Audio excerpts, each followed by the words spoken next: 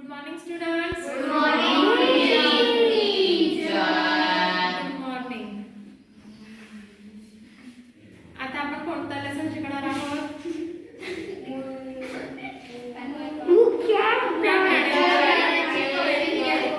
आपण शिकणार आहोत. आता मुख्य प्राणी कोण कोण आहेत? तुम्ही आहेत का? बोलू शकता? कोण कोण आहेत?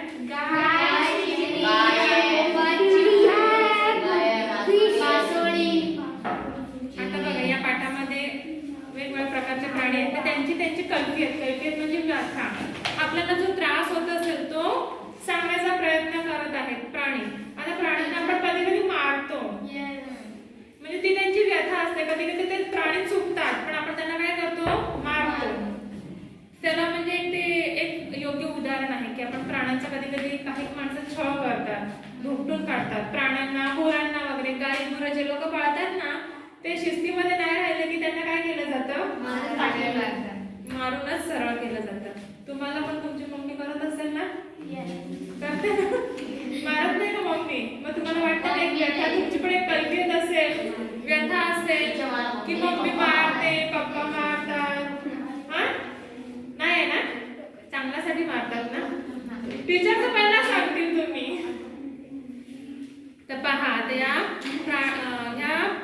म्हणजे पाठामध्ये प्राण्यांनी आपापली काय केलेली आहे? व्यथा मांडलेली आहे. चला आता आपण पाठाचं वाचन करूया. माणूस वनामध्ये गाय चरायला घेऊन गेला होता. गाय चरत असताना एक चिमणी उडत उडत तिच्याजवळ येते. आता हा माणूस आहे आपल्याला चित्रामध्ये, प्रस्तुत चित्रामध्ये कोण दिसत आहे? माणूस दिसत आहे. आणि तिला तो काय करत आहे? आपण गाय गुरं चरायला कुठे घेऊन जातो? शेताला घेऊन जातो, बरोबर ना? तर जेव्हा तिला चरायला घेऊन जातो माणूस तो, तर तेव्हा तिथे कोण येते? एक चिमणी येते. चिमणी म्हणते चिव चिव चिव ग, तिकडे तू कोण ग? गाय म्हणते अगं मी कपिला मावशी, का ग चिव उदास दिसशी? आता ही चिमणी आणि प्रथम कोणाचा संवाद आलेला आहे? गायीचा संवाद आलेला आहे, बरोबर आहे? चिमणी विचारते की तू कोण आहेस? तर गाय सांगते की मी कोण आहे? मी कपिला मावशी आहे. पण तू चिमणी उदास का दिसतेय बरं? तर चिव म्हणते काय सांगू गाई, छाती धडधडते पहा बाई, काय करू सुचत नाही, भीती फार वाटते बाई. आता चिवने म्हणजे चिमणीने आपली व्यथा मांडलेली आहे. काय व्यथा मांडलेली आहे? की काय करू बाई, माझी छाती धडधडते. म्हणजे काय? छाती धडधडते म्हणजे ती खूप घाबरत आहे आणि तिला काही सुचत नाही आहे, तिला कसली तरी भीती वाटत आहे. अशी ती कैफियत म्हणजे व्यथा कोणाला सांगत आहे? गायला सांगत आहे. आता गाय म्हणत आहे, काय म्हणते? अगं अगं चिवताई, मोबाईलचा आवाज तुझं सहन न होई, तू आहेस नाजूकशी, आवाजाने होशी कासावीशी. गाय ही आपले डोळे पुसते. आता बघा माणसाने दैनंदिन जीवनामध्ये इलेक्ट्रॉनिक्स गॅजेट्स खूप वापरतात. इंटरनेट, हे नेटवर्क, त्याच्यामुळे काय होतं? सफरिंग होतं. आणि ह्यांचा ज्याप्रमाणे आपल्या मानवाला जसा त्रास होत असतो तसा आजूबाजूचे प्राणी आहेत ना त्यांना देखील काय होत असतं? तर आपल्याप्रमाणेच त्यांना देखील त्रास होत असतो. परंतु ते तोंडाने त्यांची व्यथा व्यक्त करू शकतात का? नाही. आपण बोलून किंवा मारून आपण दुसऱ्याला समजवू शकतो, पण ते प्राणी कोणाला समजू शकतात? कोण आपली व्यथा कोणाला सांगू शकतात का? तर नाही सांगू शकत. म्हणून ती सांगत आहे, गाय म्हणते हो खरंच आहे की आपल्या आजूबाजूला अनेक प्रसंग येतात, अनेक समस्या येतात.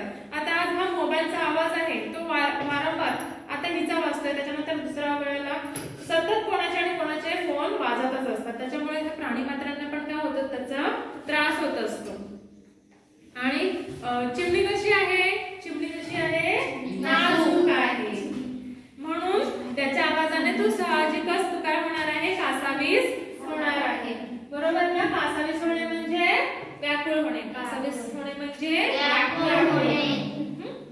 आता चिवताई काय म्हणत आहे पहा, कपिला मावशी काय ग झाले, तुझे सुद्धा डोळे का पाणवले?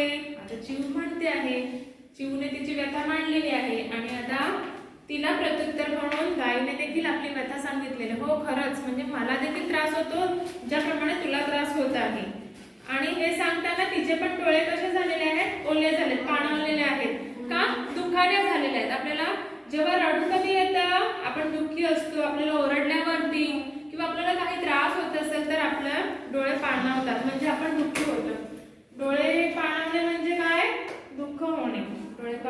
म्हणजे दुःख होणे.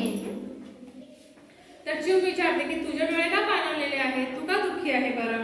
गाय सांगत आहे ना, काय सांगू चिवताई, प्लास्टिकचा बघ ढिग किती, घासाबरोबर प्लास्टिक जाते, माझे तर पोटशोळच उठते. आता पहा मुलांनो, आपण कचरा फेकतो. आपण काल लेसन शिकलेलो होतो, बरोबर आहे ना. तर आपण जेव्हा कचरा टाकतो तो कशात टाकतो, प्लास्टिकच्या कॅरी बॅग मध्ये पॅक करून कचरा डस्टबिन मध्ये टाकतो आणि ती बाहेर फेकली जाते. मग जेव्हा हे जनावर रस्त्यावरती फिरतात तर ते काय करतात, कुठे त्यांना दिसलं असं कचरा वगैरे दिसला की ते काय करतात, उडून बघतात का, खोलून बघतात का की नाही, ते तसंच खातात. आणि जे आपण प्लास्टिकच्या कॅरी बॅग मध्ये ठेवलेलं असतं, म्हणजे जे खराब वेस्टेज वगैरे टाकलेलं असतं तेच त्या प्लास्टिक सकटच तो खातो. आणि तुम्हाला मी काल सांगितलेलंच आहे की प्लास्टिक डिस्पोजेबल आहे का नाही, त्याच्याने किती विघातक परिणाम होतात हे आपण काल पाहिलेलंच आहे, बरोबर आहे. तर त्याच्यामुळे काय होतं, तिला पोटशूळ उठणे म्हणजे पोटाचा त्रास होत आहे, खूप पोट तिचं दुखत आहे. पोटशूळ उठणे म्हणजे पोट दुखत आहे का, तिने जे कचऱ्यासोबतचे प्लास्टिक खाल्लेले आहे त्याच्यामुळे तिचं पोट दुखायला सुरुवात झालेली आहे.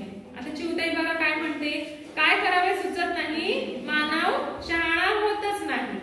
आता किती केलं माणसाने, म्हणजे कितीही निर्बंध लादले पण माणूस हा कधीही पूर्णपणे सुधरत नाही, माणसाला कधीही शहाणपण येत नाही, अशी ती चिवताई सांगत आहे.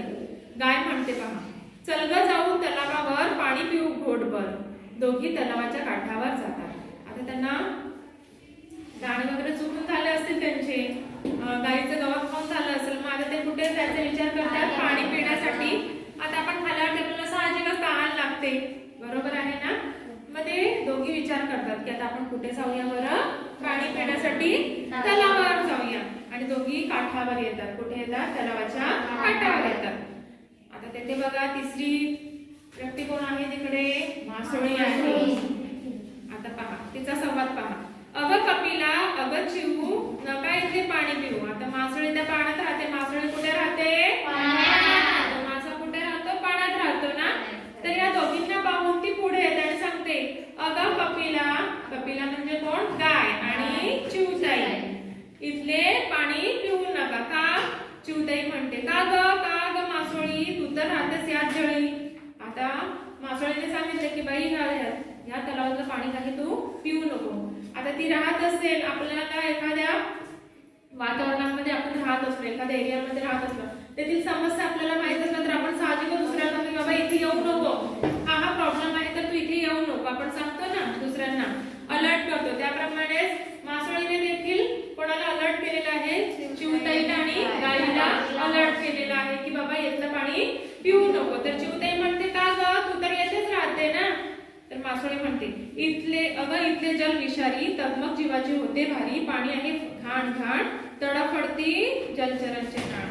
आता मासोळी सांगते की बाबा इथलं पाणी कसं आहे, तलावाचं विषारी आहे आणि येथील पाण्याला काय येतो, वास येतो. आणि त्याच्यामुळेच हे विषारी पाणी पिल्यामुळेच अनेक माझे जलचर मित्र आहेत ते देखील काय केलेले आहेत, मरण पावलेले आहेत. त्याच्यामुळे तू येथील पाणी पिऊ नको, असं त्यांना तिने अलर्ट केलेलं आहे. आता या नद्यांचं पाणी कसं दूषित होतं, तलावाचं पाणी कसं दूषित होतं, कारखान्यातून सोडलं जाणारं रासायनिक पाणी जेव्हा नदीमध्ये सोडलं जातं तेव्हा ते कसं होतं, विषारी होतं. आणि त्याच्यामुळेच आजूबाजूच्या परिसराला पण धोका निर्माण होतो. आपण काल पाहिलेलं आहे, बरोबर ना. आता गाय म्हणते, ते बघ आले नागोबा. चिव नागोबा सुद्देशून बोलते, अहो नागोबा, आज काय झालं रागोबा. आता ह्यांना पाहून आता तेथे कोण येतं बरं, नागोबा येतं, नाग येतो. नागो म्हणतो, नाही वारुळ नाही शेती, मला पकडून लाया देती, नको नको ती अंधश्रद्धा, मानवा डोळे जरा उघडा. आता पहा, नागपंचमी असली, नाग कुठे राहतो, वारुळामध्ये राहतो. पण त्यांचे पण वारुळ शेत वगैरे सगळी नष्ट करून काय केलं जातं, तिकडे बिल्डिंग्स बांधल्या जातात. मग ह्यांना राहायला जागा आहे का, प्राण्यांना वगैरे नाही. आपण जंगल तोडतो, प्राण्यांना जो निवारा असतो तो आपण स्वतः उद्ध्वस्त करतो, मानवच उद्ध्वस्त करतो की नाही. स्वतःला राहण्यासाठी मानव काय करतो, शेतीचं नुकसान, शेती म्हणजे डिस्ट्रॉय करतो, जंगल डिस्ट्रॉय करतो, बरोबर ना. त्याच्यामुळे जलचर असतो, नदीमध्ये भराव टाकून, समुद्रामध्ये भराव टाकून माणसाने तेथे बिल्डिंग बांधलेले आहेत, तेथील जलचर त्यांना राहण्यासाठी निवारा जो होता तो आज त्यांना उपलब्ध नाही आहे. आता हा नागोबा काय सांगत आहे, नाही शेती नाही वारूळ, बरोबर. आणि जेव्हा नागपंचमी येते त्यावेळेला काय करतात, नागाला पकडून पकडून आणतात शेतातून आणि त्यांना म्हणजे काय दिलं जातं, दूध आणि लाह्या दिलं जातं. खरं तर नाग दूध पीत नाही. त्याला जेव्हा 8 ते 10 दिवस पर्यंत जेव्हा उपाशी ठेवलं जातं, आपल्याला जसं उपाशी ठेवलं ते आपल्याला जे दिलं जातं ते आपण लगेच खातो, त्याप्रमाणे नागाचं पण तसंच आहे. हे गारडी लोक असतात ते काय करतात, जेव्हा नागपंचमी यायची असेल तर त्यांना ते शेतातून पकडून आणतात नागांना, त्यांचे दात वगैरे काढले जातात आणि मग त्यांना 8 ते 10 दिवस पर्यंत म्हणजे उपाशी ठेवून त्यांना काय केलं जातं, उपाशीच ठेवलं जातं. आणि मग नंतर नागपंचमीच्या दिवशी एखाद्या कुठे रेल्वे स्थानकावरती किंवा जिकडे मंदिर असेल तिकडे नेऊन बसवलं जातं. मग आपण काय करतो, अंधश्रद्धेच्या पायी आपण त्यांना काय देतो, दूध देतो. आपल्याला वाटतं नाग दूध पितो, पण त्याला उपाशी ठेवलेलं आहे आपल्याला माहित आहे का, नाही. लाह्या वगैरे दात म्हणजे तो खाऊ शकतो का, नाही खाऊ शकत. पण ही लोकांची काय आहे, एक अंधश्रद्धा, सुपरस्टिशन.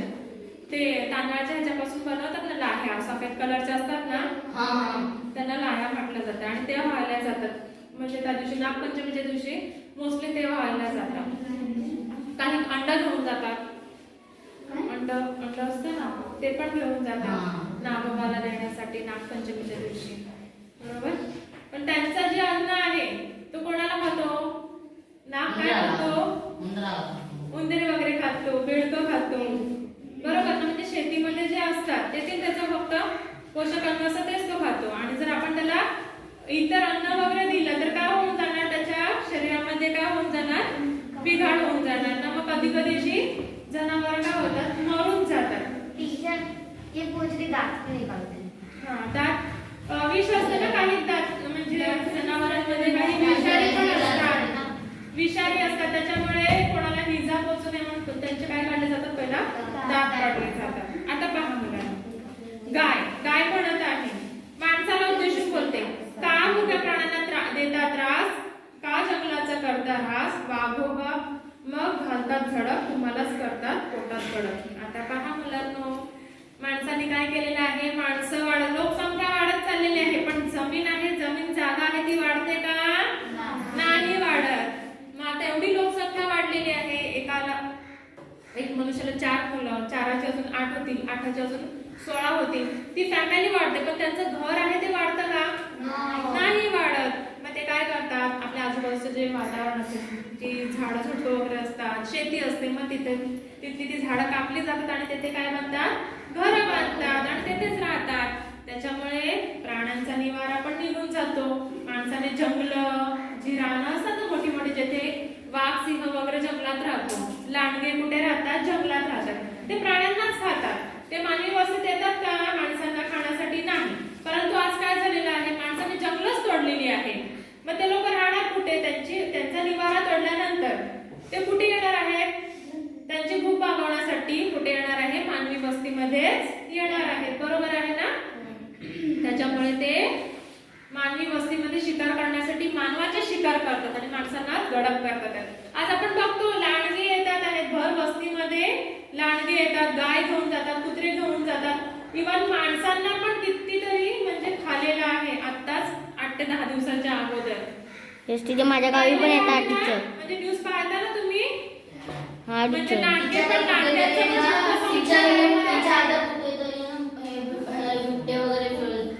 बिबट्याचं पण वावर चाललेला आहे. एसटीचे माझ्या गावी देऊळ आहे ना, तिथे रोज वाघ येतो. सर्व प्राणी म्हणतात, मानवा एक तर खरे, वंचरे आता नच तुझे सोयी रे, करत राहशील जर प्रदूषित सारे, धरती माता होईल तुझे, तडफडशील मग दुधा विना, तडफडशील मग अन्ना विना, तेव्हाच होईल आमचे स्मरण. आता आपण प्रत्येक प्राण्याला काय देत आहोत, त्रास देत आहोत. प्रत्येक प्राण्यांपासून आपल्याला कोणता ना कोणता उपयोग होतच असतो. हे काय आहे, निसर्ग चक्र आहे. प्रत्येक आपण एकमेकांवरती काय आहे, अवलंबून आहोत, बरोबर आहोत ना. ते सायकल कोण कोणाला पदार्थ आपण, बरोबर आहे ना. तर आपण एकमेकांवरती अवलंबून आहेत आणि या प्राण्यांचाच आपण संहार केला, त्यांचा विचार नाही केला तर आपल्याला दूध मिळेल का, अन्न मिळेल का, आपण त्यांच्यावरती अवलंबून आहोत तर नाही.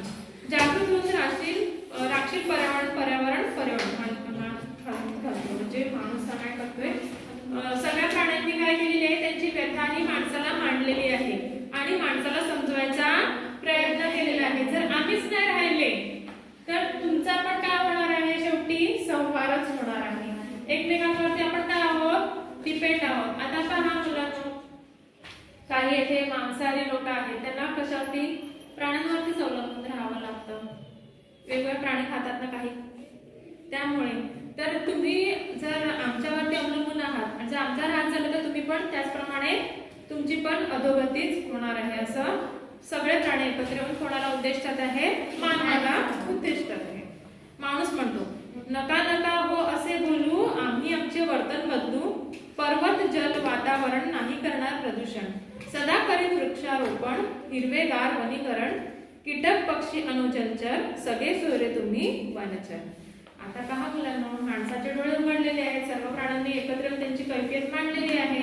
त्याच्यामुळे माणूस सुधारायचा प्रयत्न करत आहे की नको असं नका बोलू, आम्ही आमचं काय करत आहोत, वर्तन बदलणार आहोत. पर्वत कधीही उघडे बोडके करणार नाही. आपण पर्वताची झाडं कापतो आणि असेच ते उघडे बोडके करून ठेवतो.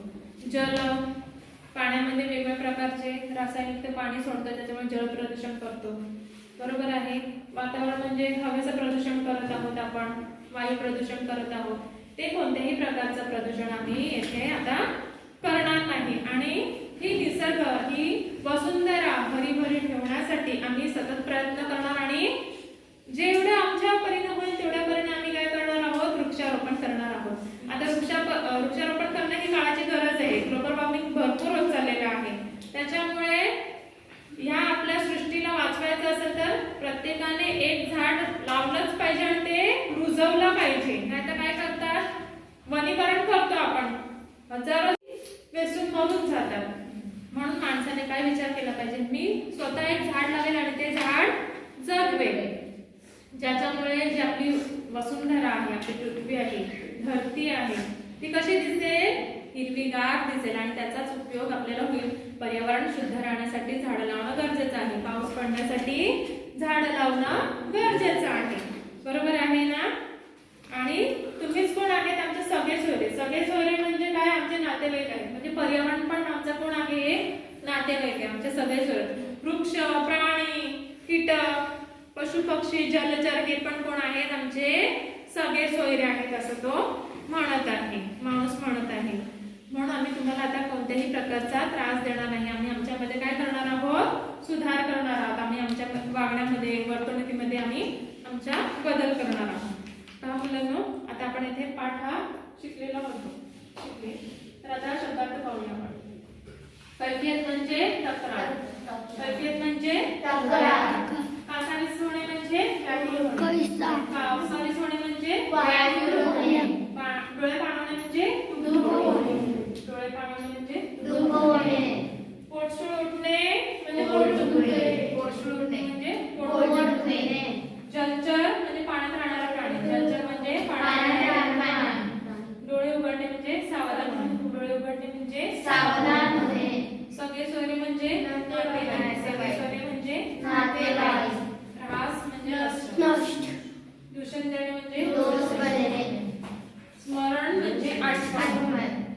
वनचर म्हणजे वनात राहणारे प्राणी. बरोबर आहे. तर आज आपला हा मुख्य प्राण्यांची कैफियत हा लेसन आज शिकून